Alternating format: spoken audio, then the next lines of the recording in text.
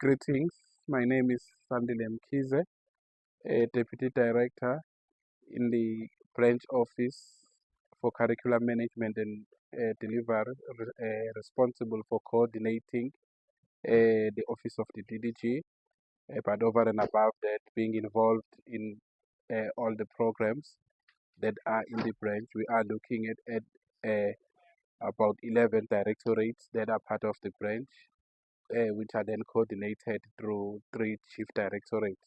But my role is to play an executive support in making sure that events such as this one or activities such as this one do happen. We are on day 2 today as a branch. Yesterday we started with a planning meeting. Today it is a branch a strategic workshop, which is going to finish and complete tomorrow, mainly focusing on strengthening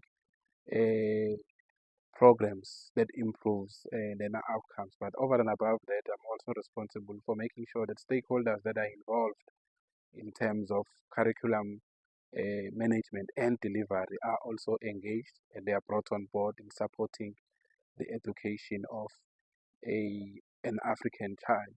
We have seen a lot of improvement in the last 3 years with a lot of interventions and a lot of support that comes from social partners, that comes from stakeholders that one gets involved with in terms of supporting the department.